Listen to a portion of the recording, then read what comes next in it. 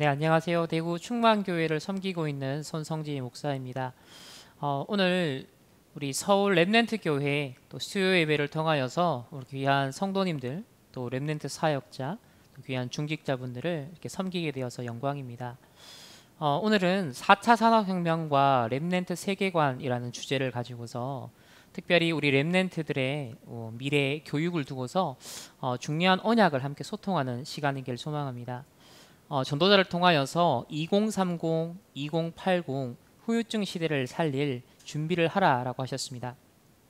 우리 렘넌트들은 오늘의 또 주역이지만 미래의 주역이기 때문에 분명 2030, 2080 시대에 활동할 우리 렘넌트들에게 꼭 필요한 언약이 정말 교회를 통하여서 전달되어야겠습니다.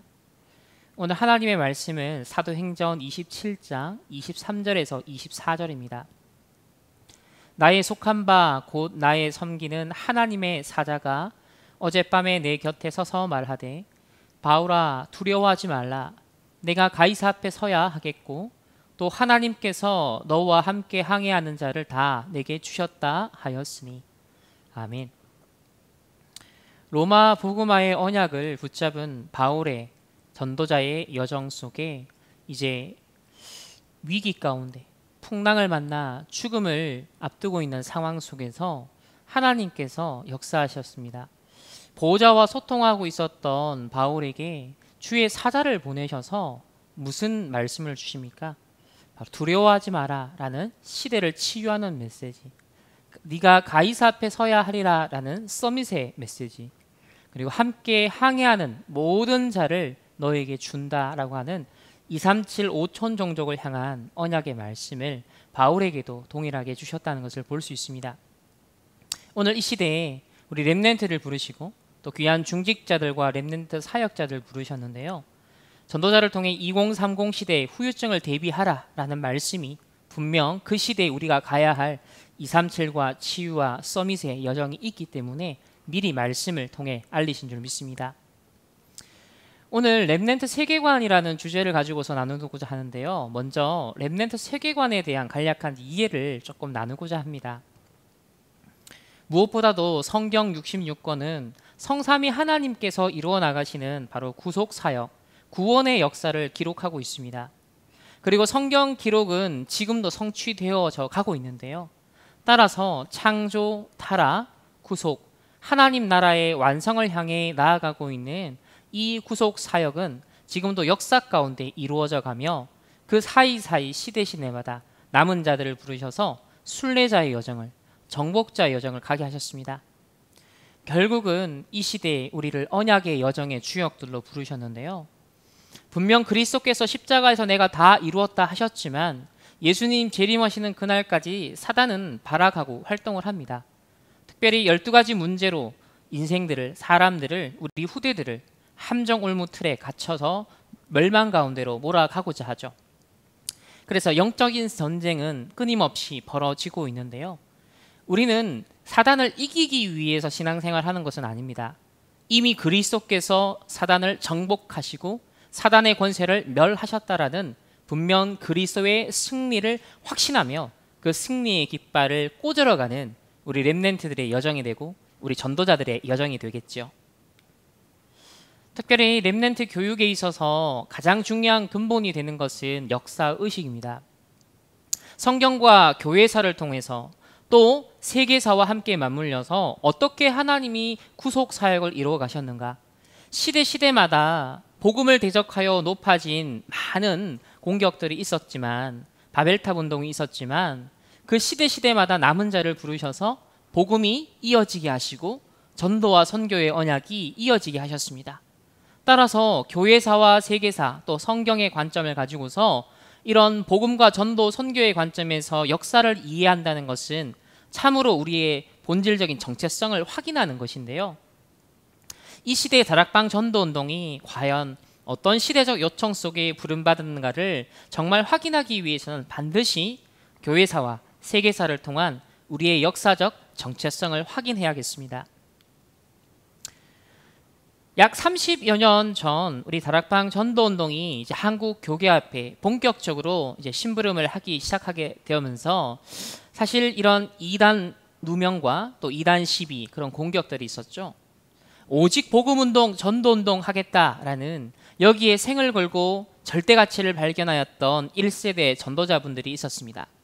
1세대 전도자들의 발판 가운데 그 중직자들의 발판 위에 우리 렘넌트들이 지금까지 성장하고 저 역시도 렘넌트로 성장하여서 지금 또 다른 렘넌트들을 또 RTS에서 신학생들을 세우는 일에 작게나마 섬기고 있는데요. 1998년도에 이런 이단성 검증 공청회 기록을 보시면 당시 지리자가 류 목사님께 그렇게 물었어요. 정통교회는 천사 얘기를 잘 안 한다. 정통교회는 귀신 얘기를 잘 안 한다. 아니 천사가 우리의 종들이라면서요. 이렇게 말합니다. 전도자가 이렇게 답변하셨죠. 그러면 우리의 주인입니까? 너무너무 저는 정통, 이제 개혁주의, 그런 칼빈주의 정통 신학을 잘 했다라고 생각합니다. 지금도 하나님께 감사하고요. 전혀 제 신앙하고 다르지 않습니다. 단 현장이 없다. 너무너무 많이 퍼져버린 우상과 너무 많이 퍼진 무당. 옛날에 칼빈 목사님은 거기에 대한 얘기를 너무 많이 했는데 지금은 안 한다. 우리는 해야 된다. 무당되고 귀신 들리고 실제 죽어가는 현장이 없으니까 그걸 말씀으로 얘기해줘야 될 것이 아닙니까? 그러다 보니까 그런 귀신이다, 사단이다, 천사다 이런 영적 얘기가 자꾸 나오게 되는 거죠. 그러니까 전도 현장에서 이 역사들을 현장의 역사는 이 12가지 문제, 사단의 역사를 확인하셨기 때문에 결국은 성경에서 강조하는 바를 그대로 강조하실 수밖에 없었던 것이죠. 자, 이렇게 한국 교계를 비롯하여서 전 세계 신학계는 심지어 목회자들마저도 영적인 세계에 대해서 굉장히 무뎌져 있고 무감각해져 있는 시대가 되었습니다. 오히려 의식주 중심의 세상 나라, 내가 성공하고 어떤 자리를 차지하고 오로지 나를 위해서 살아가는 그런 창세기 3장과 6장과 11장의 세계관, 가치관, 그것을 기준으로 살아가고 있는데요. 오늘날 교회마저도 그런 흐름에 점점 물들어가고 편승하는 모습을 보게 되어집니다. 그러다 보니까 이 시대의 정확한 본질적인 문제에 본질적인 답을 줘야 될 교회가 답을 주지 못하게 되는 거죠. 오히려 일어나고 있는 사단의 나라를 전혀 감지하지 못하고 있고 사단의 나라가 어떻게 확대 재생산되고 있는지 그 흐름도 전혀 파악하지 못하고 있습니다. 오늘날 네피림 운동, 명상 운동을 통하여서 사단 나라가 전 세계화되고 있는데 그것에 정말 애통하며 영적인 눈물을 흘리고 있는 신학자, 목회자, 전도자가 과연 얼마나 될까요? 이때 다락방 전도 운동을 하나님 부르시고 남은 자 렘넌트 운동을 하나님 시작하셨습니다. 이것은 우리만이 답이다, 우리만이 남은 자다라는 것이 아니라 성경 속에 하나님께서 시대마다 이제 나타나신 바 된 그 복음 운동을 위해서 예비하신 자들이 있는데요. 비록 소수지만 하나님 나라의 일꾼으로 부름받고 그리고 쓰임을 받습니다. 오늘 우리 수요예배에 참여하신 우리 렘넌트 교회의 모든 성도님들, 우리 렘넌트 교사들과 중직자 모든 분들이 이 시대 하나님 나라 이루는 주역으로 여러분들을 불러주시고 우리를 주역으로 특별히 우리 렘넌트들을 2030, 2080 시대에 하나님 나라 이룰 주역들로 불러주신 줄 믿습니다. 그렇다면 우리는 이 렘넌트를 두고 어떤 마음을 품고 어떤 기도를 지금부터 담아야 할까요? 분명 아브라함이 단을 쌓으면서 하나님께서 그 여정을 이끌어 가셨는데 지금부터 중요한 언약의 단을 계속 쌓아 가야겠습니다. 성삼위 하나님이 지금도 이루어 나가시는 구원의 역사, 세계복음화의 그 역사가 과연 이 코로나 시대 4차 산업이 성큼성큼 다가오고 있는 이 시대에 무슨 관계가 있을까요? 먼저 우리 렘넌트들에게 가장 열어줘야 될 눈은 현실과 사실과 진실을 정확하게 객관적으로 폭넓게 이해하도록 도와줘야 됩니다. 9가지 포인트를 가지고 현장을 볼 수 있는 눈을 열어줘야 되는 것이죠. 많은 이제 신앙인들 중에서 기독교인들 중에서 굉장히 객관성이 좀 부재한 경우가 많습니다. 믿음을 강조하는 데 객관성이 결여되어 있던지 또 객관성이나 학문적인 거 과학적인 거 강조하는데 신앙이 사실상 없는 이런 케이스가 참 많아요. 그래서 전도자도 렘넌트 운동을 시작하시면서 이 영성과 지성이 복음 안에서 원네스가 되어지는 그런 렘넌트를 키워야 된다는 언약을 잡고 사실 초기부터 렘넌트 운동을 시작하셨습니다. 그래서 렘넌트의 관점이라는 것은 이런 현실과 사실과 진실이라는 객관적 현장 이해와 더불어서 성경만 알리고 또 전도자만 볼 수 있는 영적 사실을 보는 것입니다. 결국 세상에 탁월한 그런 교수들이나 또 지성인들이 보지 못하는 영역이 있죠. 그래서 노바디의 영역이 영적 사실을 보는 것이고 하나님의 절대 계획을 보는 것입니다. 그래서 정치, 경제, 사회, 문화, 역사를 관통하여서 하나님은 모든 것들을 세계복음화를 이루는데 합력하여 서론 이루는 재료로 사용하시기 때문에 우리는 그 하나님의 광대한 시각을 물론 우리는 이해할 수는 없겠지만 성경을 통해서 또 언약의 말씀을 통하여서 영적 사실과 하나님의 절대 계획을 늘 질문할 수 있는 그런 렘넌트들, 그런 전도자들이 되어야겠습니다. 오늘날 4차 산업시대를 맞이하고 있습니다. 또 3단체가 그 배경에 중요한 그런 서밋들로 이미 바탕을 세팅을 하고 있는데요. 이 시대에 하나님 우리를 렘넌트로 부르셨고 또 다락방 전도운동을 지금까지 30년간 준비하셨습니다. 과연 어찌 이유가 없겠습니까? 단순히 우리가 로컬에서 우리가 잘하고 이게 아니라 한 시대에 로컬과 파라가 원네스 되어서 동일한 언약의 여정 가운데 함께 한 시대에 도전해야 될 현장이 있다는 것이죠. 그래서 하나님이 구속 사역을 이뤄나가시는 중에 시대마다 나타나시는 그 복음운동의 여정 가운데 우리가 적어도 생존하고 우리가 살아가는 이 시기 동안이 이제 4차 산업시대라고 하는 것입니다. 특별히 이제 다가오는 우리 지금 청소년 또 초등학생 렘넌트들은 2030, 2080 시대에 정말 주역 렘넌트가 될 것이고요. 우리 기성세대 1세대 우리 중직자들이나 전도자들은 거기에 대한 언약을 잡고 또 발판 역할을 하며 중요한 후대들을 지켜내는 파수꾼 역할을 감당해야겠죠. 거기 우리 교사들과 또 교역자들이 합당한 메시지와 또 거기에 필요한 인턴십과 또 중요한 그런 가이드를 해줘야겠죠. 자, 그렇다면 오늘 이 짧은 시간에 모든 것을 상세하게 어떻게 해야 되는지를 다 말할 수는 없습니다. 4차 산업시대라는 여러분 강의나 4차 산업시대에 대한 어떤 뉴스나 정보는 유튜브나 뉴스나 세상에서 배우는 여러 가지 통로를 통하여서 접할 수가 있거든요. 오늘은 전도자의 관점에서 정말 복음 메시지를 근거한 영적인 세계관, 렘넌트의 세계관을 가지고서 이 4차 산업을 어떻게 봐야 될 것인가. 왜냐하면 우리 렘넌트들이 살아가게 될 바로 그 시대이며 그리고 그 시대에 세상 사람들이 알지 못하는 그 나띵과 노바디의 현장을 보며 재앙시대, 후유증 시대를 미리 대비하여서 마치 노아가 방주를 미리 준비하셨던 것처럼 우리의 학업이, 우리의 산업이, 우리의 인생이 그러한 방주를 준비하는 그런 여정이 되어야겠습니다. 자, 그럼 크게 전도자는 세 가지 나라에 대해서 말씀을 하셨죠. 세상 나라, 사단의 나라, 하나님의 나라라는 세 가지 관점. 이게 전도자가 가져야 되는 세계관이다라고 하셨습니다. 4차 산업을 바로 이 세 가지 나라의 관점에서 간략하게 한번 살펴봅시다. 먼저는 세상의 나라입니다.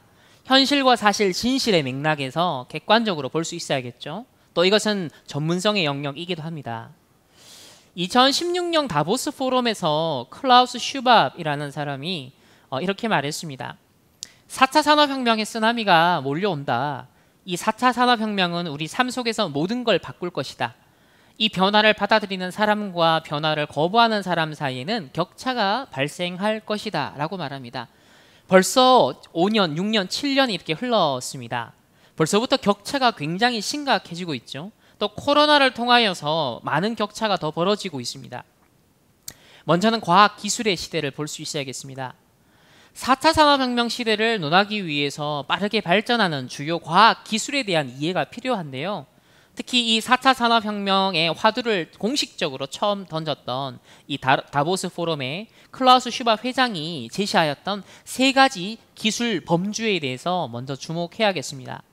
첫 번째는요, 물리적인 기술 범주에 속하는 바로 무인 운송 수단, 3D 프린팅 기술, 로봇 공학, 또 신소재 등에 대해서 우리 렘넌트로 공부를 또 하게 되겠죠.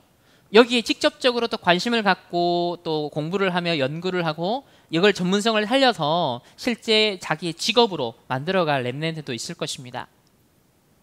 그래서 많은 우리가 삶의 불편한 부분들 또 더 효율성이 필요한 부분에 이런 4차 산업의 기술력들은 우리에게 편리함을 제공해 주는 것 같습니다. 뭐 자율주행차라든지 또 이렇게 몸이 불편한 사람들을 실제로 도와주는 로봇이라든지 또 홀로 독거 노인 외로운데 AI 인형이 실제 대화가 가능한 그런 AI 인형이 옆에서 외롭지 않도록 말벗이 되어주기도 하는 것이죠. 지금의 기술력도 상당하지만 앞으로는 5년, 10년, 15년, 20년이 지나다 보면 분명 이 기술력은 상당히 많이 발전되어 있을 것입니다. 지금 현재에도 이렇게 사람과 유사한 피부로 실제로 조직되고 또 60여 개의 감정을 표현하고 대화가 가능한 인공지능 로봇이 이미 개발되어 있습니다. 저와 같은 소셜 로봇은 아프고 나이가 든 분들을 돕고 간호할 수 있습니다. 어려운 상황에서도 소통하고 진단하고 위로할 수 있다라고 직접 인터뷰를 하고 있습니다. 두 번째 기술의 범주는 바로 디지털 기술이죠. 사물 인터넷, 또 블록체인, 디지털 플랫폼 등이 여기에 포함됩니다. 우리가 인식하든 인식하지 않든 이미 우리의 실생활 속에 깊이 들어와서 뿌리 내려가고 있죠. 그리고 우리가 뭐 크게든 작든 이 기능을 다 활용을 하고 있습니다. 그래서 소위 앞으로 이 4차 산업 시대의 가장 핵심 자료가 되는 것은 빅데이터다.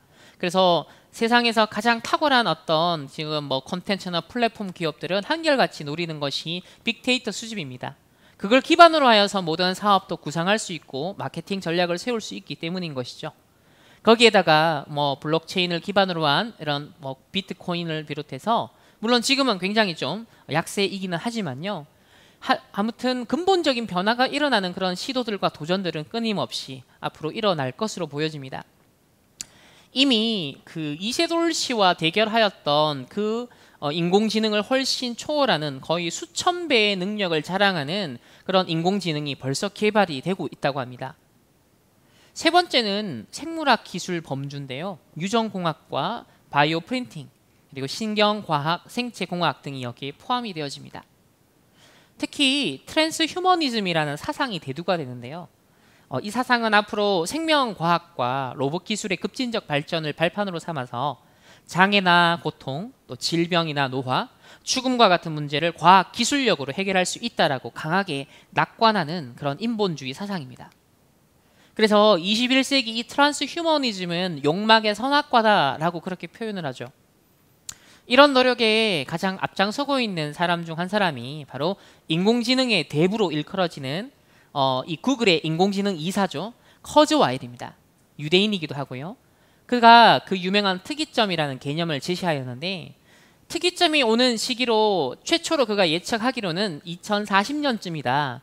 2045년쯤이다. 그래서 그때까지 내가 건강을 유지할 수 있다면 분명 그 당시에 아마 그때쯤이면 여러 과학기술, 의학 이런 것들이 발전되어져서 인간이 거의 뭐 불새 영생하는 것은 아니겠지만 상당히 오랫동안 인간이 살 수 있을 것이다.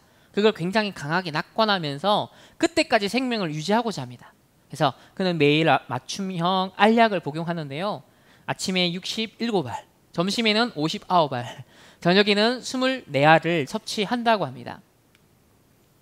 구글에서는 인간의 죽음의 문제를 해결하는 것을 비전으로 삼고 칼리코라는 새로운 회사를 2013년에 설립했습니다. 이 구글의 벤처 투자 회사인 구글 벤처스는 생명 연장과 관련된 이 프로젝트에 막대한 자금을 투자해 왔는데요. 두 번째는 생존 경쟁의 시대입니다. 2016년인가요? 2017년인가요? 아마 2016년으로 기억을 하는데 이세돌 씨와 이 알파고의 바둑 대국을 통하여서 전 인류 또 우리나라 전 국민을 깜짝 놀라게 한 사건이 있었죠. 결국은 바둑 이 기계 앞에 인간이 무릎을 꿇었다라고. 그래서 인간이 이때부터 4차 산업, 인공지능, 여기에 대한 뭔가 막연한 두려움을 갖기 시작하면서 생존 그런 경쟁에 돌입하기 시작합니다. 처음에는 예술이나 창의성이 요구되는 분야는 절대 인공지능이나 어떤 로봇가 덤빌 수 없다. 그런데 이제 예술 분야, 음악, 미술 이런 분야에도요. 인공지능 로봇이 도전장을 내밀고 상당한 탁월한 성과를 내고 있습니다. 이지정 씨가 그래서 앞으로 AI에게 대체당할 것이냐, 지배할 것이냐, 나름 이제 세상적인 관점에서 이런 어떤 에이트라는 책을 통하여서 방법, 어떻게 살아남을 것인지 제시하기도 했는데요. 물론 저런 책에는 기독교인이긴 하지만 저런 책에는 영적인 부분에 대해서는 관점이 부재합니다. 그래서 4차 산업혁명에 어떻게 생존하고 살아남을 것인가에 대한 화두가 2016년 이후로 지금까지 계속되고 아이들 코딩 교육을 비롯하여서 어쨌든 세상 나라의 관점에서 의식주 경쟁에서 내가 뒤처지지 않기 위한 그러한 모든 수단과 방법들이 대두가 되고 있죠. 그리고 그 가운데 소수는 살아남고 또 경쟁력을 가진 인재가 되겠지만 대다수의 사람들은 또 여기서 낙오하게 되어지고 소외를 느끼게 되어지며 영적인, 정신적, 육신적인 그런 문제가 더 극심해질 수 있는 그런 영적인 양극화, 또 정신적인, 또 물질적인 그런 양극화 현상이 앞으로는 더 대두가 될 것입니다. 세 번째는 세상 나라의 관점에서 볼 때 이렇게 4차 산업 시대가 더 무르익어 간다면 빅브라더의 시대가 가능해질 거라는 거죠. 중국을 통해서 우리는 4차 산업의 기술력이 실제 국가적인 차원에서 적용되면 어떻게 사람들을 통제할 수 있는지 또 전체를 감시할 수 있는지를 잘 보여주는 샘플인데요. 이 중국의 14억, 15억의 인구를 컨트롤하고 파악하는데 무려 CCTV 6억대로 감시를 합니다. 이건 단순히 촬영을 하는 것이 아니라 AI 로봇 그리고 안면 인식이 가능해서요. 실제로 그 사람의 데이터가 거기에 다 따라오는 거예요. 그래서 실시간으로 추적이 가능해지고 무슨 일, 어떤 행동을 하는지, 어떤 삶을 사는지, 무슨 거래, 어떤 것을 내가 사고 파는지 이런 것들을 실시간으로 다시 다 파악이 가능하다는 겁니다. 그래서 이런 금융, 사회활동, 온라인에서의 활동 이런 모든 데이터가 종합이 되고 이런 것들을 다 점수로 매기죠. 그래서 사회적 신용평가 점수를 기반으로 하여서 어드밴티지를 주는 것입니다. 그러니까 중국의 어떤 공식적인 정책에 의해서 기독교라든지 어떤 종교 활동 자체가 이제 불가능해지는 것이죠. 왜? 그런 활동하다가 적발이 되어지면 많은 것의 제한을 실제로 받을 수밖에 없는 그런 상황인 것입니다.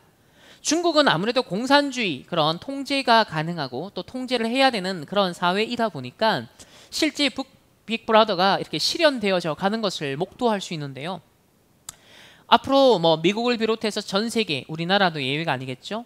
분명 빅데이터를 기반으로 하여서 모든 것들이 흔적이 남고 또 추적이 가능한 그런 시대가 되면서 분명 이런 테크 기업들, 기술 기업들은 우리의 일거수일투족을 파악하기 위한 노력을 분명 멈추지 않을 것입니다. 자, 이런 4차 산업혁명에 대해서 지난 5, 6년, 7년 동안 회자되었던 주로 어떤 논점은 뭐였냐면 이게 위기냐 기회냐, 디스토피아냐 유토피아냐 이걸 놓고 서로 어떤 의견의 대립들이 있었죠. 그러면서 나름 절충하는 그런 관점이었습니다. 하지만 생존과 일자리 차원, 지극히 의식주 문제를 해결하는 그런 세상 나라의 관점에서 실존적 위기와 기회만을 논하였지 본질적인 영적인 문제, 시대적 후유증에 대해서는 세상에 그 어떤 석학들도 관심이 없죠. 어떤 과학 기술자들도 관심이 없습니다. 그래서 이것이 빈 곳이에요. 지금 nothing, nobody의 현장인데요. 분명 전도자는 말씀을 통해 우리에게 알리셨습니다. 2030, 2080 시대를 대비하라. 후유증이 올 것이다.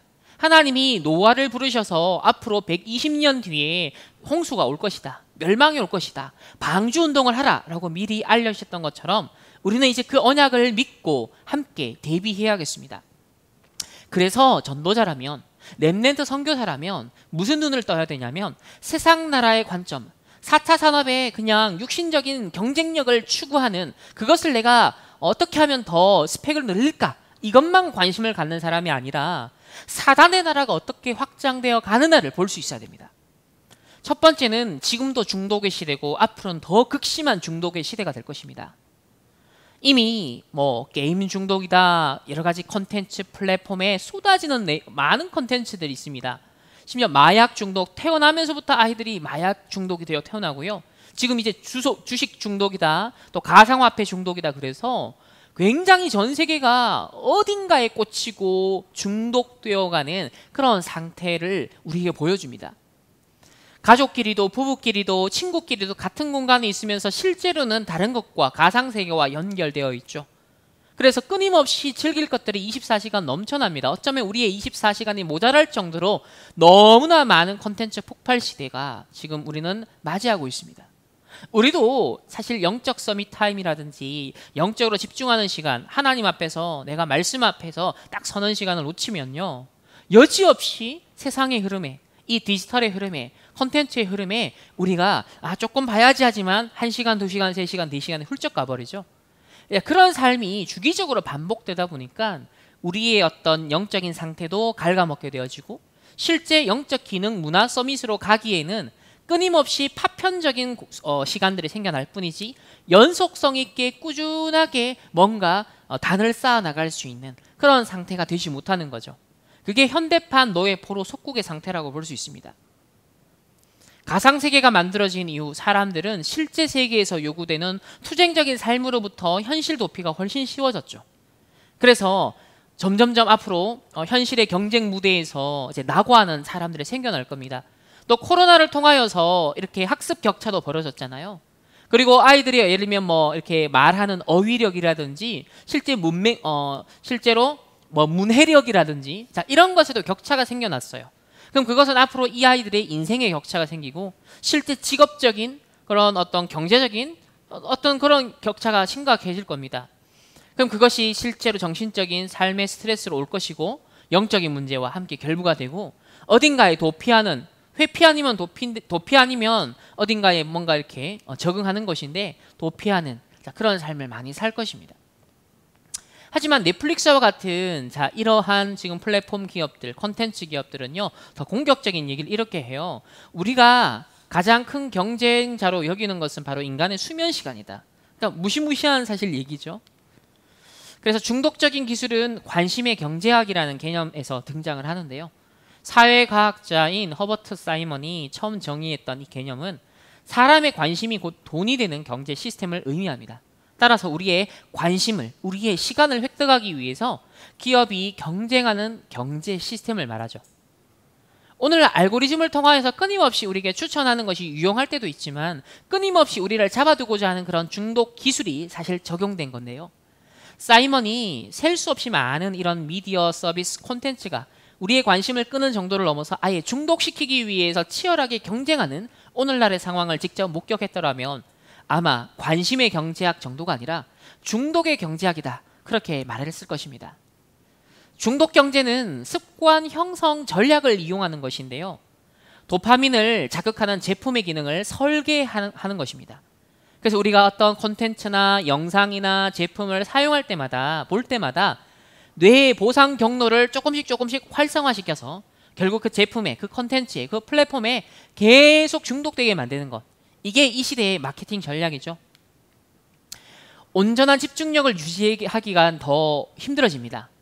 현대인의 집중력을 흔히 CPA 상태라고 합니다. 뭡니까? 지속적으로 파편화된 주의력 상태가 되어가는 거죠. 카톡 확인해야 되죠. 문자 확인해야 되죠. 메일 확인해야 되죠. 유튜브 확인해야 되죠. 또 여러분 인스타그램 확인해야 되죠. 우리가요, 순간순간 뭐 카톡방도 한 개입니까? 적어도 여러분이 한 10개 이상 관계된 카톡방들이 있을 거예요. 그게 하루 24시간 한 번씩만 여러분이 영향을 줘도요, 사실상 뭔가 몰입하고 집중하고 그래서 뭔가 한계를 돌파해 나가는 영적 집중력, 그러면서 지성적인 발전들, 뭔가 몰입하는, 여기에서는 3단체에 벌써 뒤지기 시작하는 거예요. 근데 우리 후대들이 거기에 벌써 당하고 있는 것입니다. 우리 성도들도 마찬가지죠. 우리 중직자들도 예외 없습니다. 목회자들도 예외가 아니에요. 지속적으로 파편화된 주의력 상태가 되어가고 있다는 거예요. 현실에서는 노숙자인데 가상세계에서는 황제가 되는 경험을 할 수 있다는 건요, 굉장히 큰 중독성을 띌 수 있습니다. 자, 사진에 보시는 것처럼 현실에서는요, 노숙자 생활하고 있어요. 그러니까 이미 세상 경쟁에서는요, 사회적인 활동에서는 이미 낙오된 사람이에요. 그러니까 내가 집을 마련하기 위해서 뭐 일을 한다, 이것 자체를 이미 꿈도 꿀 수 없는 상황, 이미 정신적, 영적으로 문제가 들이닥친 상황이죠.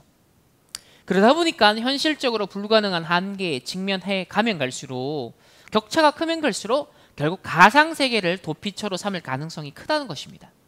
그 안에서 만족과 인정과 뭔가 자기에 대한 어떤 느낌들을 가질 수 있기 때문에 그래서 게임 중독이 너무 심각하게 된 어떤 아이가 자기가 캐릭터처럼 부활할 줄 알고 6층에서 뛰어내린 아이가 있다고 합니다.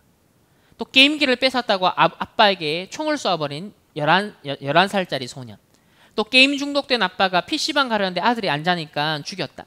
이렇게 이거는 뭐 예외적인 것이 아니라 점점점 이런 비극적인 소식들이 우리에게 들려오고 있고요. 그래서 정신적으로 영적으로 더 중독된 상황과 함께 그것이 사회적인 범죄로까지 나타나는 그런 시대를 앞으로 2030, 2080 시대는 더 심해졌으면 더 심해졌지 줄어들지는 않을 거라는 거예요. 따라서 교회의 역할, 우리 렘넌트들이 현장에서 감당해야 될 선교사의 역할이 무엇인지, 이 사단의 나라가 어떻게 이 중독이라는 걸 통하여서 많은 사람들을 잡아두고 있는지 이런 것들을 볼 필요가 있습니다. 그 테슬라의 자율제 주행 그런 기능을 하는 동안 차 안에서 음주 가물을 즐기는 것을 볼 수 있는데요. 이것은 편리한 이렇게 기술이 발전하게 되어지면 그만큼 우리에게 편리함을 주지만 그것을 죄성을 가진 인간은 그 안에서 또 어떤 육신적인 쾌락이라든지 또 육신적인 어떤 타락이라든지 여러 가지 것들을 중독의 양상으로 또 나타날 수 있다는 겁니다. 또 가상세계에서 접하는 많은 컨텐츠들, 또 알고리즘의 추천에 의해서 우리에게 오는 것들은 한쪽으로 편향된 경우가 굉장히 많고요. 또 가짜 뉴스, 가짜 정보가 굉장히 많습니다. 그것이 진실이냐 그 자체를 따지기에는 너무나 시간이 오래 걸리기 때문에 이제는 단편적인 뉴스, 카드 뉴스, 간략한 핵심, 그것이 진짜인지 아닌지 확인조차 할 수 있는 그런 없는 그런 상태가 되어버리는 그런 것에 길들여져 있는 세대가 되고 있고요. 또 갈수록 딥페이크를 비롯한 그런 가짜를 실제처럼 느끼게 하고 실제처럼 속이는 그런 기술력들이 계속 발전될 것이기 때문에 앞으로는 개인의 인간관계뿐만 아니라 사회적으로나 정치적으로나 문화적으로 또 전 세계 글로벌한 그런 수준에서도요, 분쟁과 갈등과 심지어는 전쟁까지 진짜 벌어질 수 있는 그런 극단의 사상과 이념, 그런 갈등이 계속 벌어지는 그런 시대가 될 거라는 거예요. 따라서 복음 안에서 렘넌트들이 현실과 사실과 진실과 영적 사실, 하나님의 절대 계획을 보면서 우리의 영적 상태가 성령의 인도받을 수 있는 상태가 되지 않으면 우리는 좌로나 우로나 치우칠 수밖에 없는 시대가 될 거라는 겁니다. 우리의 시선과 우리의 마음과 우리의 생각을 강탈해 갈 것들이요 너무 많은 거예요.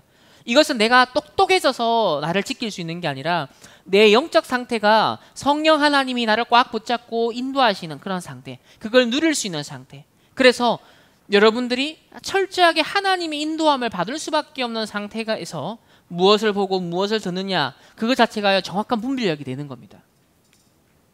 두 번째는 네피림 운동입니다.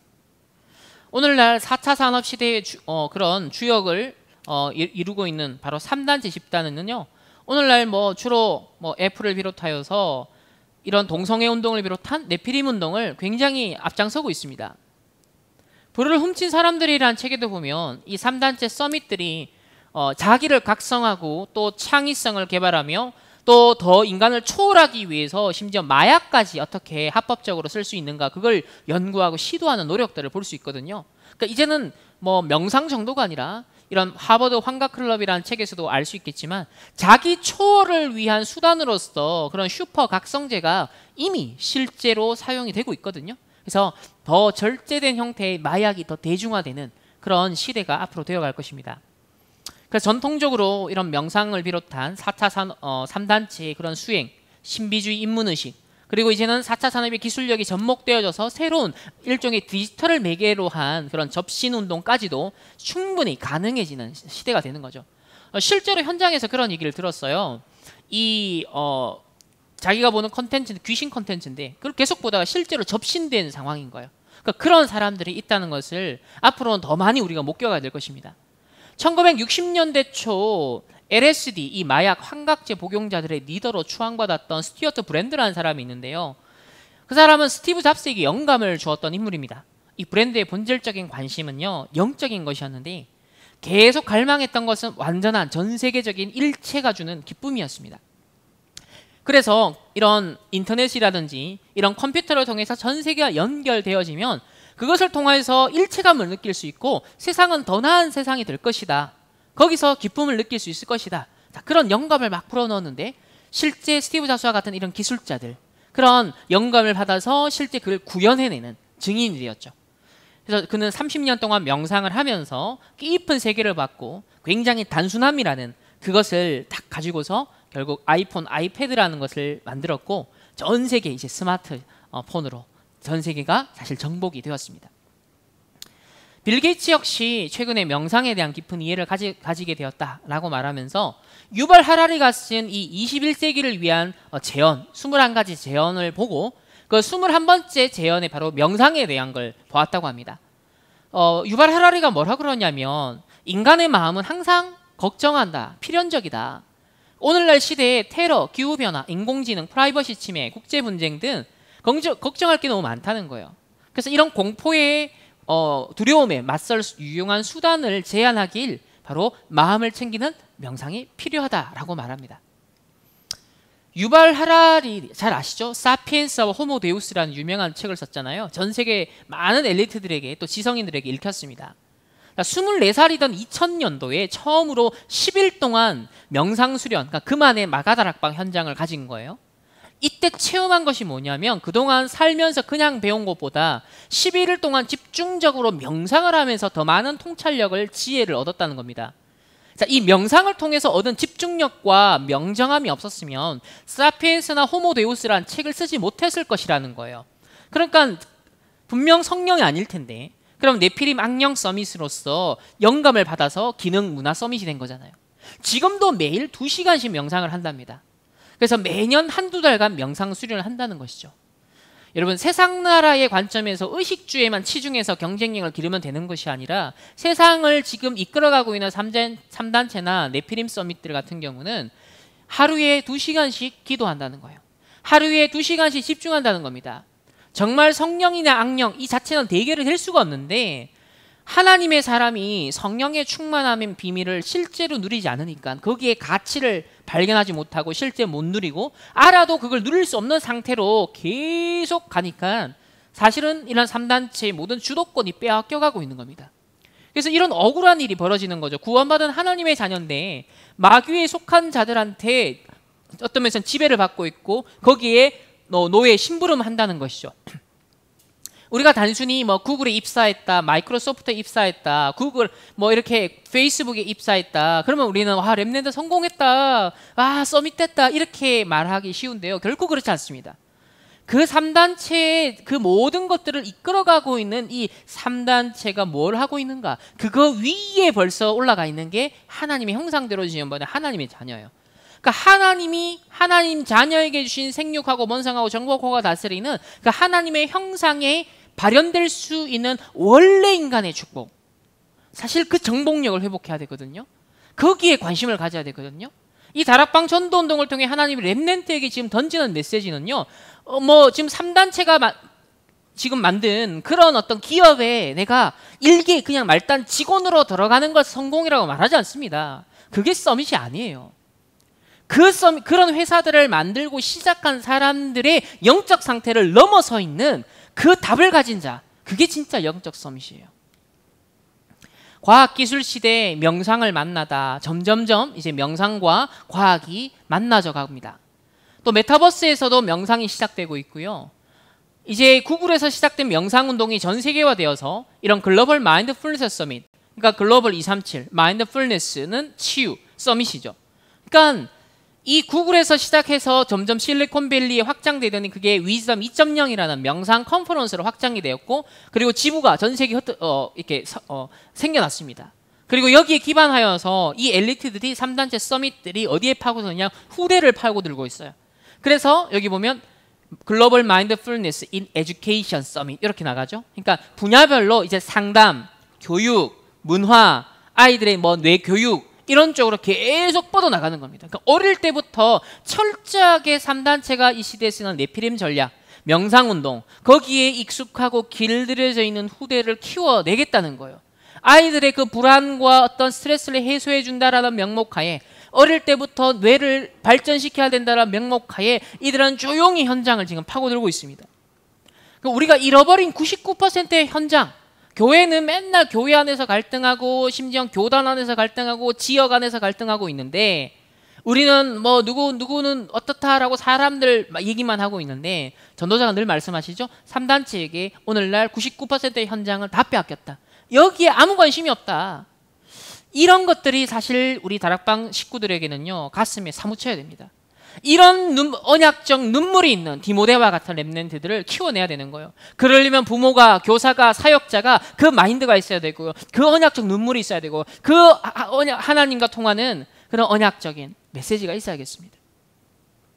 앞으로 이런 3단체의 후대들이요, 어마어마하게 이제 현장을 더 장악해 갈 겁니다. BTS가 전 세계에 뜬 배경에도 3단체가 있죠. 글로벌 사이버 대학, 이 단월드의 이승원 씨가 설립한 대학인데요. 여기에 전교생이 필수로 들어야 되는 과목이 있습니다. 그것이 뭐냐? 바로 명상을 다루는 과목이에요. 이거는 이승원 총장의 세계관을 담고 있는데 실제 BTS를 개인적으로 관리를 하면서 메시지를 주고 있어요. 직접 인용을 하면 이렇게 말합니다. 역사상 많은 정치와 경제와 종교 전문가가 평화와 화합을 이야기하지만 대립과 갈등의 문제를 해결하지 못했다. 방탄소년단의 춤과 노래, 또 그 속에 담긴 정신이 시공간을 초월하여서 전 세계를 연결해주고 있다. 시공간 초월을 말하고 있어요. 237, 전 세계를 연결해주고 있다. 가수와 아티스트를 넘어서 스스로 자신을 더욱 사랑하며 건강한 몸과 강인한 정신을 가꾸고 뭐예요? 우리는 하나님의 형상과 생기와 결국은 뭡니까? 정복화가 다스릴 수밖에 없는 그 생명력과 정복력, 말씀 성취 비밀.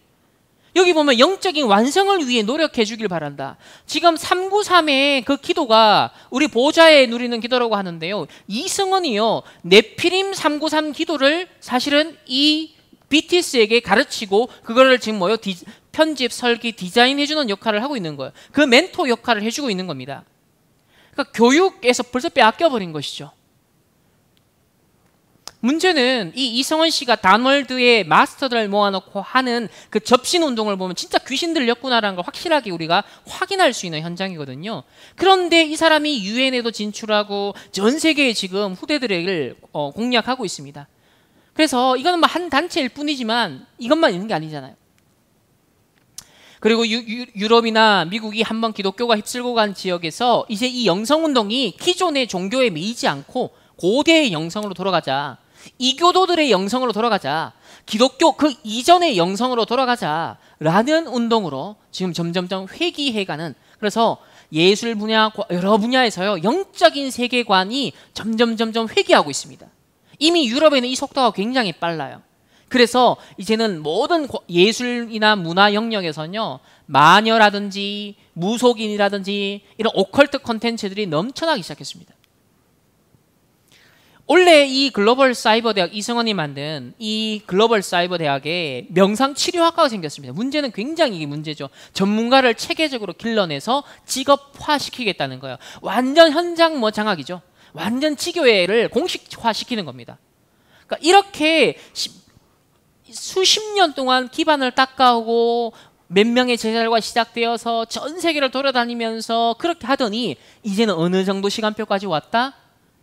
완전 전 세계에 이렇게 우리나라에 지금 명상치료학과를 만들어서 단순히 명상 힐링 여행 가자 이게 아니라 치료하겠다 이렇게 나옵니다. 이 굉장히 심각한 앞으로 문제가 될 것이에요. 그 증거가 이미 나와 있는데 디펙 초프라 같이 하버드대 의대 출신인데요. 이 사람도 이 뉴에이지 명상운동의 아주 대가입니다. 자, 이 사람 보면 레이디 가가나 또 오프라 윈프리 같은 이런 사람의 정신적인 멘토 역할을 해주고 있거든요. 근데 마이클 잭슨이 바로 젊은 시절에 디펙 초프라와 함께 동거동락하며 영적으로 정신적으로 멘토해줬던 사람이에요. 근데 어땠습니까? 이 마이클 잭슨의 말년을 보시면 점점점 망가지고 무너지고 정신적, 영적으로 결국 육신적으로 완전 멸망해버린. 자, 이런 걸 볼 때 명상 멘토가 아무리 잠시의 힐링을 주고 잠시의 위안을 주고 효과를 주는 것 같지만 결국은 그 당사자를 더 병들게 만든다는 것이죠. 그래서 성경은 말합니다. 내가 나온 내 집으로 돌아가리라 하고 와 보니 그 집이 비고 청소되고 수리되었다. 더 악한 귀신 7을 데리고 들어가서 거한다 그랬습니다. 그 사람의 나중 형편이 전보다 더 심하게 된다 그랬습니다. 명상으로 언뜻 비우면 뭔가 나아진, 완화된 것 같지만 영적인 상태는 더 악화가 된다는 겁니다. 이제는 사람들 숨기지도 않아요. 자기가 가지고 있는 정신적인 고통들을요 드러내놓고 있습니다. 이제는 그것을 일반화시키고 오히려 대중화시키고 정상화시켜서 나도 정신적인 문제가 있어. 나도 이런 어려움이 있어. 이것을 오픈하는 건 좋은데 그거 자체를 그렇게 문제시하지 않으면서 굳이 치유받겠다라는 그런 갈급함이나 그 생각조차도 강박이다라고 해서 점점점 뭐예요? 그것을 그냥 내두는 거죠. let it go, let it be 해버리는 겁니다. 하지만 문제는 혼자 있을 때는 더 문제가 악화가 될 거라는 거죠. 이런 코로나가 장기화되고 앞으로 전염병이 또 반복이 되어졌을 때 많은 멘탈에 문제가 올고 영적으로 정신적으로 문제가 오고 한계가 오겠죠. 또 이런 전쟁, 분쟁, 자 지금 러시아 지금 전쟁 일으켰는데 자, 이런 걸 통해서 후대들이 사실 죽어가고 있고 난민이 발생하면서 그 난민들에 당한 아이들이 갖고 있는 상처 이걸 명상운동하는 단체들이 파고들고 있단 말이에요. 집단 학살당한 분쟁 5천 종족 237 나라 역사를 보면 분쟁의 역사이고 학살의 역사였잖아요. 거기에 품고 있는 영적 문제, 정신 문제 많단 말이에요. 이념 사상이 있단 말이에요. 그거를 봉합하고 치유할 수 있는 건 복음밖에 없는데 교회가 이런 세계 복음화의 빈곤과 재앙 시대까지 바라볼 역량이 없는 거예요. 관심이 없는 거예요. 관심이 있어도 역량이 안 되는 겁니다. 그래서 우리 렘넌트를 지금부터 어떤 DNA를 키워야 되냐? 237 나라 5천 종족의 완전 재앙지대, 완전 사각지대 이런데요 3단체 명상운동들이 파고들고 있다니까요. 99%의 이런 현장을 파고드는 거예요. 테러 단체들이 파고드는 겁니다. 그래서 그들을 일찍부터 렘넌트 제자 삼아가지고 전 세계에 흑암을 퍼뜨리는데 그들을 지렛대 삼고 있다니까요. 우리 교회가 어디까지 눈을 떠야 될까요? 우리 단체가 어디까지 눈을 떠야 될까요? 전도자의 세 번째 비전 중에 7,800만에 흩어져 있는 난민 2008년인가 2007년도에 얘기를 하셨죠? 지금 1억 명 가까이 난민들 전 세계 난민들이요 정말 가장 사단에 공격받고 있는 취약 현장이거든요. 그 현장에 남은 자 있는 거예요. 그 현장에 순례자 정복자가 있다는 겁니다. 거기까지 우리가 할 수 있는 위드 임마누엘 원네스를 누려야 됩니다. 세 번째는 이 네피림 운동, 바벨탑 운동을 봐야 되는데요. 빌 게이츠도 더 나은 세상을 만들겠다라고 자부합니다. 지금 구글도 마찬가지로 더 나은 세상을 만들겠다. 프리메이슨도요 더 나은 인간이 더 나은 세상을 만든다라고 그들의 미션을 말하고 있습니다. 유대인은요 오늘날 티쿰 올람 사상을 말합니다. 이건 유대교의 변질된 메시아 사상인데요. 오늘날 많은 유대인들이요 메시아의 의미는 단지 수동적으로 기다려야만 하는 존재가 아닙니다. 신과 협력하여 스스로 미완성 상태의 세상을 완성시켜 나가는 메시아가 되어야 된다라고 말합니다. 그러니까 내 스스로가 이제는 세상을 개선시켜 나가는 그런 작은 메시아다. 자, 이런 세상을 이런 주장을 하죠. 결국 이런 사상이 실리콘밸리에 전부 다 퍼져 들어갑니다. 자, 4차 산업혁명의 기하급수적인 그런 기술 발전은 큰 이익과 혜택을 가져오겠죠. 하지만 우리 영적 사실까지 봐야 됩니다. 창세기 3장, 6장, 11장의 문제가 여전히 작용하고 있는 근본 조건 하에 이 기술 발전이 인간으로 하여금 하나님을 경시하거나 그 입지를 도전하는 그런 결과로 이어질 가능성, 바벨탑 운동으로 이어질 가능성이 큽니다. 그래서 심지어 이런 책들도 여러 종류의 책들이 나옵니다. AI가 신이 되는 날. 호모데우스는 뭡니까? 인간 스스로가 이제는 생물학적인 그런 일종의 진화가 아니라 4차 산업의 과학 기술력을 탑재하여서 인간을 스스로 업그레이드 시켜야 된다. 그래서 인간 스스로의 업그레이드, 신적인 존재로 업그레이드 시켜야 된다는 것이 호모데우스입니다. 이게 아직 개념에 그칠 뿐이지만 이 사상 자체가 무서운 것이죠. 왜냐? 거기에 전 세계 석학들이 열광을 하고 우리 후대들도 거기에 벌벌벌 떨고 있는. 그러니까 이걸 현실, 사실, 진실, 영적 사실을 정확하게 분별하지 못하면 이런 사람들이 말하는 그 주장에 괜히 주눅이 드는 거예요. 새로운 종교가 이제 빅데이터를 기반으로 해서 정확한 걸 예측하고 진단하니까 답을 준다는 거죠. 그래서 데이터교, 이걸 숭배하고 숭상하는 그런 무리까지 생겨나고 있습니다. 그래서 AI 로봇이 앞으로 신으로, 상담자로 실제로 등장하게 될 날도 멀지 않았다는 거죠. 그래서 하나님의 형상대로 창조된 최초의 인간은 불행히도 하나님께 범죄하여 언약관계를 파괴하고 반역을 꾀했습니다.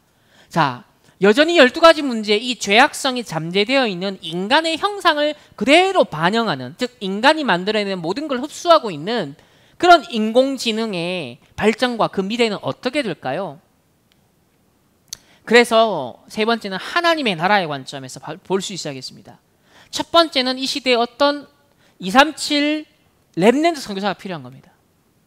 이사야 62장 10절에 성문으로 나아가라 나아가라 백성이 올 길을 닦으라 큰 길을 수축하고 수축하라 돌을 제하라 만민을 위하여 기치를 들라. 처음부터 237 나라 5천 종족을 향하여서 말씀합니다.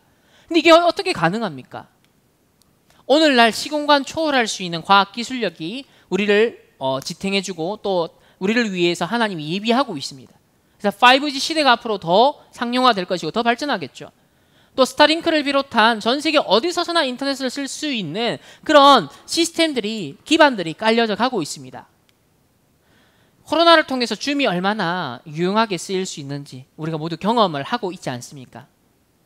또 메타버스 세계에 지금 후대들은 지금 MZ세대라고 하죠. 또 10대들은 접속을 하고 있습니다. 수억 명의 후대들이 접속을 하고 있습니다. 이런 현장이 앞으로 237 선교의 현장이 될 거라는 거죠. 그래서 오프라인과 온라인, 대면과 비대면 이 두 가지 전도 선교 전략이 앞으로는 함께 균형을 맞춰서 준비가 되어야 되는 그런 시스템을 가진 교회로 그런 것에 능숙한 후대들이 준비돼야 되고 교육이 되어져야 된다는 것이죠. 그래서 사도행전 1장 8절에 오직 성령이 임하면 권능받고 예루살렘 온 유대 사마리아 땅끝까지 이르러 내 증인 되리라는 말씀은 현재도 성취되고 있습니다. 그 땅끝이 어디까지일까요? 21세기 로마는 어디까지일까요? 결국 4차 산업시대에 계속 확장되고 있는 앞으로 237 5천 종족 현장과 더불어서 이런 가상세계의 무한한 시공간을 초월할 수 있는 그 현장까지도 이 오직 예수 그리스도의 증인으로 하나님이 우리를 파송하시겠다는 겁니다. 두 번째는 치유 렘넌트 선교사가 필요합니다. 뱀이 여자에게 이르되 너희가 결코 죽지 아니하리라. 너희가 그것을 먹는 날에는 너희 눈이 밝아져 하나님과 같이 되어 선악을 알 줄 하나님이 아신다. 결국은 창세기 3장 4절 5절에 하나님 말씀 언약을 놓쳐버리고 결국 사단의 말을 듣고 범죄하고 하나님을 떠납니다. 결국 사단은 어떻게 우리 인간들을 속입니까? 진리를 왜곡하고 부정하는 거짓의 아비로서 거짓 구원으로 유혹하고요. 거짓 유토피아를 역설합니다. 그리고 하나님을 떠난 인간의 상태가 딱 나타나죠.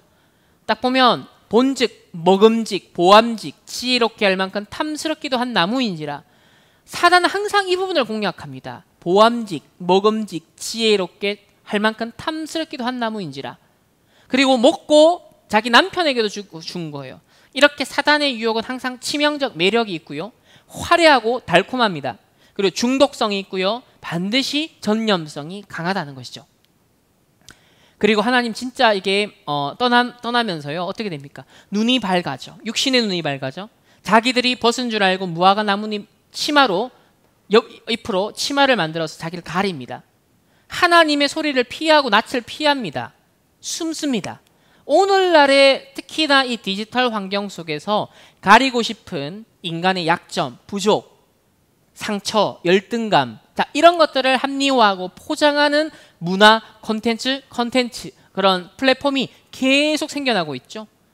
그러니까 이게 단순히 시대의 흐름이다라고가 아니라 하나님을 떠난 창세기 3장의 결과로 생겨난 인간의 본질적인 문제가 있는데 그 본질적인 문제를 나름대로 해소하고 충족시키게 하는 쭉으로 그런 방향으로 세상은 발전하는 거예요. 결국은 죄성에 더 익숙하고 더 인간이 편한 쪽으로 가는 것이거든요. 그래서 이러한 흐름에 복음 가진 자가 개입을 해야 되는 거예요. 복음 가진 렘넌트들이 치유할 수 있는 역할을 할 수 있어야 되는 거죠. 그래서 무화과 나뭇잎 치마가 아니라 영원히 헤어지지 않는 예수 그리스도의 피를 상징하고 그런 진짜 뭡니까? 가죽 옷을 지어 입으신 것처럼 영원히 헤어지지 않는 무엇으로 우리를 만족시킬 수 있을까요? 이렇게 다양한 플랫폼과 콘텐츠의 대부흥 시대는 하나님을 떠난 인간의 육신적인 근본적인 그런 욕망, 뭔가 빈 것, 그래서 혼돈과 공허와 흑암으로 채워져 있는 그런 영적 상태로 인하여서 자신의 힘과 콘텐츠와 그 무엇을 의지할 수밖에 없게 된 거죠. 그것이 아니면 이겨낼 수 없는 그 치유의 대상이 되어가고 있습니다. 구원을 위한 임시방편적이고 인위적 몸부림을 치고 있습니다. 죄와 사단, 지옥 배경 아래 근본 영적 문제를 해결하지 못한 인간은 결국 타락한 지성과 감성과 의지에 휘둘리는 노예의 삶을 살 수밖에 없습니다. 끊임없이 재미와 흥미를 만족시켜주는 새로운 경험을 갈망할 수밖에 없죠.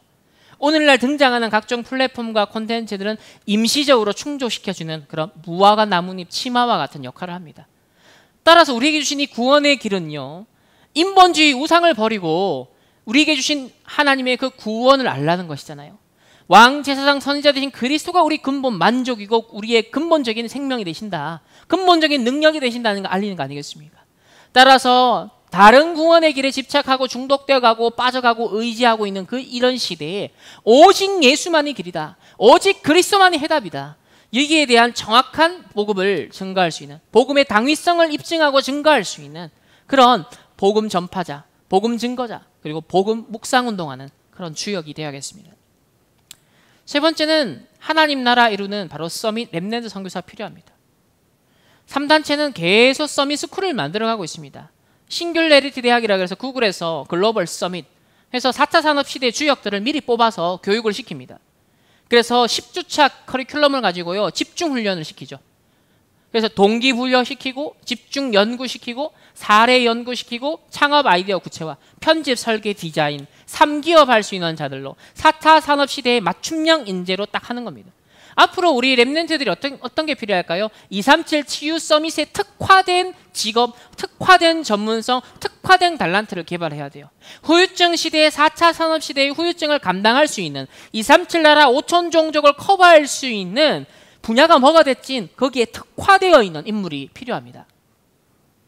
하지만 그 성공이, 그 탁월함이 복음 밑에 있죠. 복음을 넘어서지 않습니다. 복음이 그 모든 걸 다스립니다.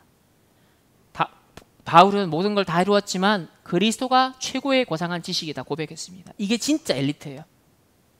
세상의 성공, 세상의 자리, 여러분 그것 자랑하는, 그것 자존심 내세우는 건요, 성공자 아니에요. 진짜 바울과 같이 서밋은요, 3단체가 아무리 대단하게 말하는 그것도 아무것도 아니다라고 배설물로 여길 만큼 그 정도로 성공이 되어지는 거예요. 그러면서 그리스도가 최고 가치라는 걸 발견하는 겁니다. 그리고 위에서 부르신 부름의 상, 사람의 인정, 그게 아니라, 물론 여러분이 직장에서는 당연히 인정받아야 돼요. 여러분이 하는데 일 개판으로 쳐고, 여러분이 한 전문성 전혀 없이 예수는 그리스도 아무도 안 듣죠. 정말 하나님의 영에 감동된 그 영감을 가지고 다른 사람보다 10배로 뛰어야 됩니다. 300% 전문성 가져야 돼요.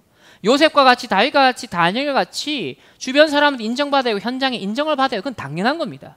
그래서 성령과 오력의 충만이 필요한 거죠. 하지만 그게 그렇게 이루고도 총리가 된 게 성공이 아니라는 거예요. 무슨 인정? 사람의 인정, 칭찬, 인기, 이게 아니라 부름의 상, 보호자를 향하여 간다는 겁니다. 하나님께서 나를 인정하시는, 그걸 향해 간다는 겁니다. 이게 진짜 서밋이죠. 절대 가치 발견. 이런 바울에게 하나님의 사자가 나타납니다. 바울아, 두려워하지 말라. 네가 가이사 앞에 서야 하리라. 그리고 항해하는 모든 자, 이 시대에 두려워 떨고 있는 모든 치유의 대상자를 너에게 주겠노라. 이런 확실한 미래의 언약과 비전을 가지고 4차 산업시대 후유증을 대비하는 그런 237 치유 서밋의 제자들, 그런 렘넌트들을 앞으로 우리 렘넌트 교회에서 키워내시길 바랍니다. 결론입니다. 후유증 시대의 주역으로 우리를 부르신 줄 믿습니다. 전도자가 미리 말씀하십니다. 2013년도 이래 말씀했어요. 바울이 로마를 본 것처럼 앞으로 3단체가 이끌 성공을 내다보고 대비해라. 로마는 이미 성공했다. 하지만 3단체가 가져올 실패가 있다. 그래서 시대적 위기가 올 거다. 그리고 앞으로 3가지 후유증이 온다. 종교 후유증, 지식의 후유증, 경제 후유증 지금 오고 있습니다. 3단체 후유증 심각하게 온다. 4차 산업 시대에 완전히 열리면 심각한 후유증이 온다. 그래서 영적 문제 올 수밖에 없다. 영적 문제 시대를 만났다. 여러분 때는 더 만날 것이다. 4차 산업이 본격화되는 날 정신병자 꽉 나올 거다. 그래서 이걸 미리 대비하고, 다시 말하면 올 수밖에 없는 그 코스에 가 있어야 되는 거예요. 여러분, 전도는요, 내가 찾아가는 것도 있지만 이건 수준 낮은 전도, 그건 1차원적인 전도, 기본적인 거죠. 하지만 진짜 성경적 전도, 다락방에서 말하는 그 원하는 전도는요, 그게 아니에요. 하나님이 역사하실 그 타이밍에, 그 현장에 미리 보고 미리 준비하고 미리 가 있는 겁니다. 거기에 합당한 그릇과 내용을 미리 준비해 있는 겁니다. 기다리고 있을 때 하나님이 붙여주는 것이고요. 미리 흘러가고 있는 그 길목에 내가 미리 가 있는 겁니다. 담길 수밖에 없는 것이죠. 이게 미리 우리에게 알린다 했거든요.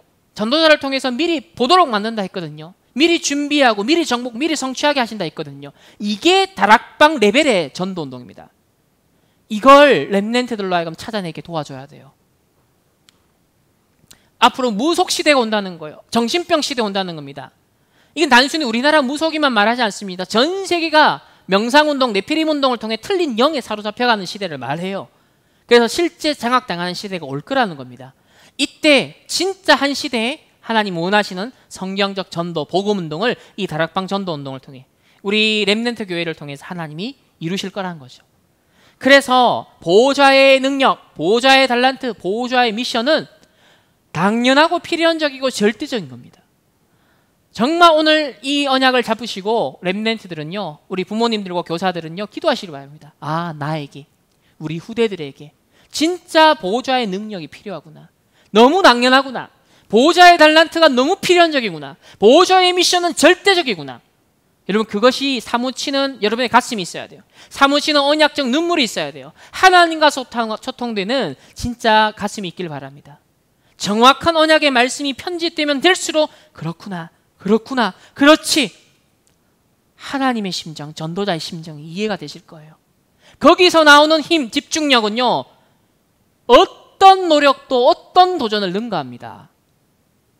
그야말로 산순교 정신으로 사는 삶이 되죠. 그거는 열정의 삶이 아닙니다. 그걸 훨씬 초월하는 능력의 삶입니다. 그래서 393의 기도가 우리에게 결론을 주십니다. 성삼위 하나님과 오력을 구하라. 9가지 보호자의 축복을 하나하나 세팅해라. 나와 교회 현장 살릴, 과거, 현재, 미래 살릴, 또 목사들과 교역자들과 중직자들과 렘넌트들이 원내세가 되는, 자, 이런 3시대에 대한 메시지를 주십니다. 그래서 하나하나 차근차근 편집, 설계, 디자인하는 과정이 이제부터 시작돼야겠죠. 그게 교육 커리큘럼이 돼야 되고 훈련 커리큘럼이 되는 거죠. 오늘은 뭡니까? 근본적으로 간략하지만 3단체와 4차 산업시대의 후유증 시대를 대비하여 지금 어떻게 흘러가고 앞으로 어떻게 될 것인가, 그리고 말씀에 근거하여 뭘 미리 대비해야 되는가, 그럼 그걸 위해 우리가 지금부터 뭘 단을 쌓아야 되는가, 오늘 그 부분에 대한 힌트를 드린 겁니다.